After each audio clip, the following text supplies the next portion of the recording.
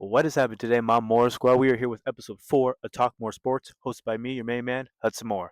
Okay, y'all, so to my track and field people out there, this is Mr. Moore on track, reporting to you right now that just today, during the Monaco Diamond League, reigning 200-meter world champion Noah Lyles just made his 200-meter season debut, running a 19.88, beating out the reigning Olympic champion Tebogo Leslie, who also is the world leading time in the 200 meters, running at 19.76.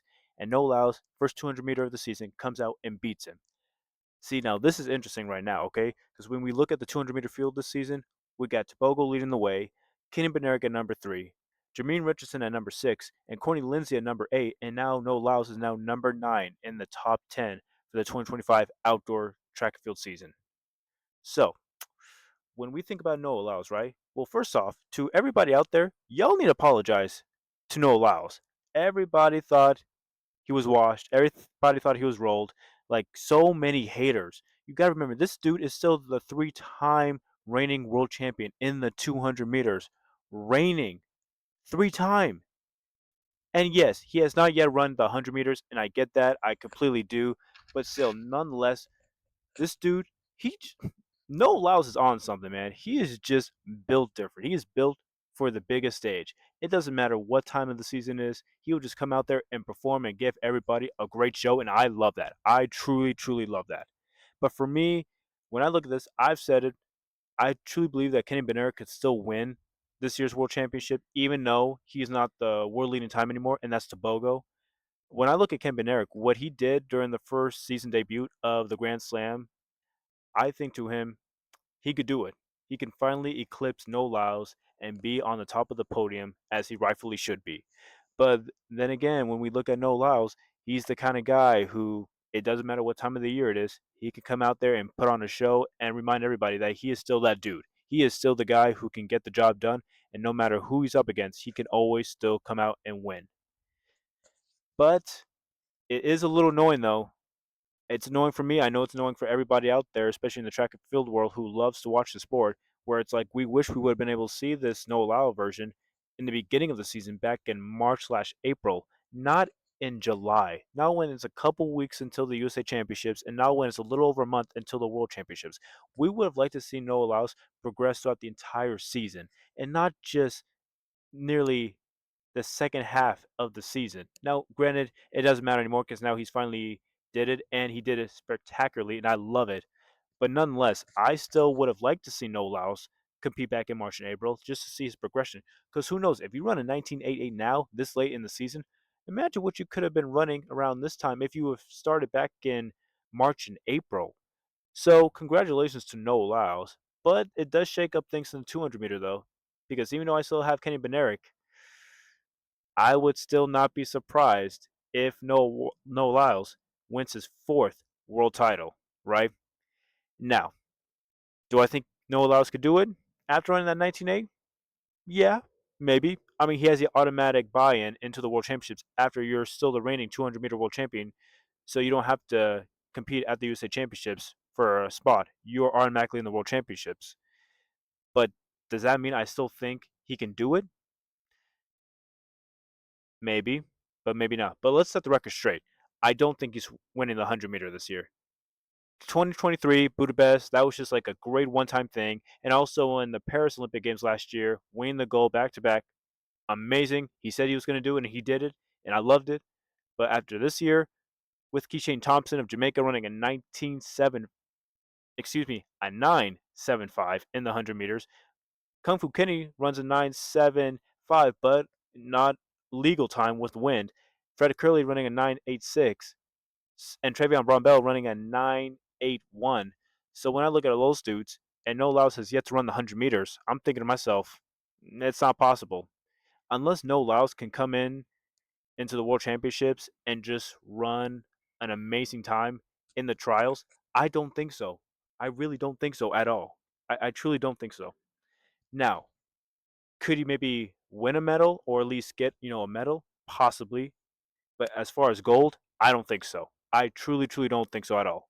I think it's going to either be Keishane Thompson, Fred Curley, Kenny Benerick, or Trevion Brown Bell for the gold medal in the 100 meter. I don't think it's going to be No Laos. Now, that doesn't mean I don't think he can do it again, but after this season, it will not happen. Because, first off, no Lyles has to at least run a 9.8 to even be considered a question mark if he can do it. Because if he doesn't run a 9.8, nothing's going to happen. Nothing will change.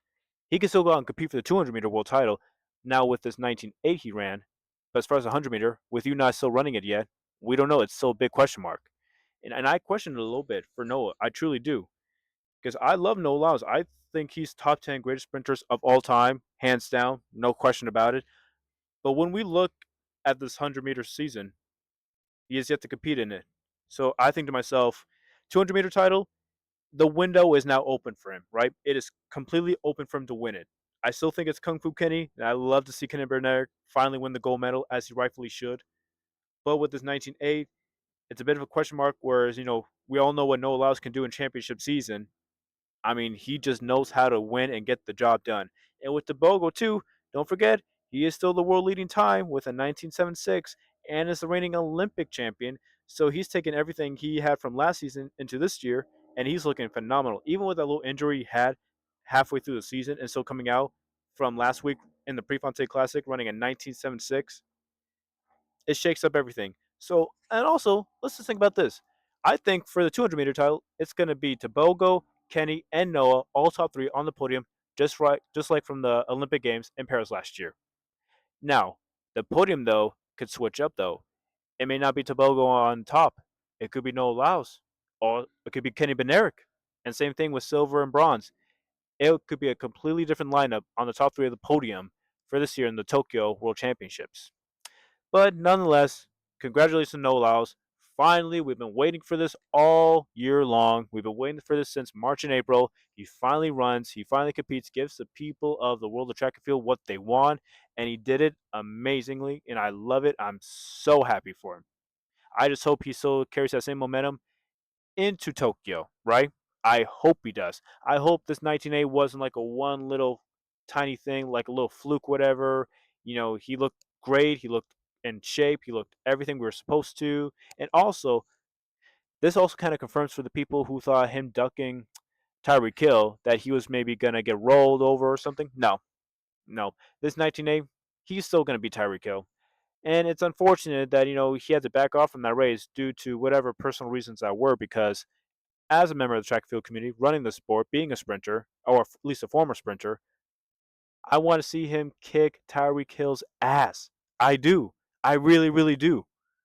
And it's sad that he ducked him for whatever reasons. And now you come out to Monaco and run a 19A. Well, it still proves to people that Tyreek Hill has no shit over Noah Lyles. Absolutely none whatsoever. Not even close. But nonetheless, I really do hope that No Lyles can give us a great show in Tokyo. I'm really, really hoping for it. I truly am. And I believe he will. I know Kenny will. I know Tebogo will. And that 200-meter world title, that's going to be a great show to watch. And I am so excited for that. I cannot wait. Now, as we kind of switch over from track, we switch over to basketball. Now, as confirmed, Mike Brown is the new head coach of the New York Knicks. And I told y'all it was going to happen. And I am so excited for it. I cannot wait. I honestly have New York Knicks going to the NBA Finals next season. I truly believe so. When we look at the East side, we look at Boston Celtics without Jason Tatum, without Drew Holiday, without Porzingis. It's it won't be enough for Boston Celtics to be what they were last season when they won the NBA championship. And we look at Indiana without Miles Turner and Tyrese Halliburton being out for at least a year and a half. Unfortunately, they won't be the same next year. We look at Cleveland Cavaliers. Yes, they obviously kind of reloaded with Lonzo Ball as an addition, but after what Indiana did to them in the second round, going 1-4, it leaves a little bit of a question mark if they're legitimate. Now, I love Spida. Donovan Mitchell, one of the greatest offensive scorers in playoff history. I love him. Evan Mobley, rightfully so, as the defensive player of the year. But it's a bit of a question mark if they really are the team that can compete for an NBA title. It truly does. So when we look at the East, I truly believe it will be the New York Knicks. I mean, they lost nobody, even though they fired Tom Thibodeau, which I stated before. I thought it was a bullshit move. That was a horrible decision by New York Knicks. First head coach to take him to the Eastern Conference in 25 years. And you fire him after they beat the reigning NBA champions too, the Boston Celtics. But nonetheless, Mike Brown, who was a phenomenal coach, two-time NBA Coach of the Year, won back in 2009 with the Cleveland Cavaliers, his first year with Sacramento Kings in 2022 when he took them to their first playoff appearance since 2006, right? And not forget, he was the assistant head coach with the Golden State Warriors during their dynasty era. So he has lots of experience with great teams, and he knows how to turn good teams into great teams. So when I look at Mike Brown with a team he'll be playing with Jalen Brunson, Karl Anthony Towns, OG Anunoby, Josh Hart, Mikal Bridges, they can go to the NBA Finals. Now, winning it is a completely different scenario, but going at least to the NBA Finals, I truly believe that's a guarantee. And even with Milwaukee, right? I love Giannis, but I feel like, as I said before in my last episode, he needs to get up out of Milwaukee, right? He needs to go to a championship contending team, and it's not Milwaukee. I mean, you really think you're gonna do much with Kyle Kuzma and Miles Turner? Come on, let's be realistic. At one point, you had Dame Time, Brooke Lopez, Chris Middleton.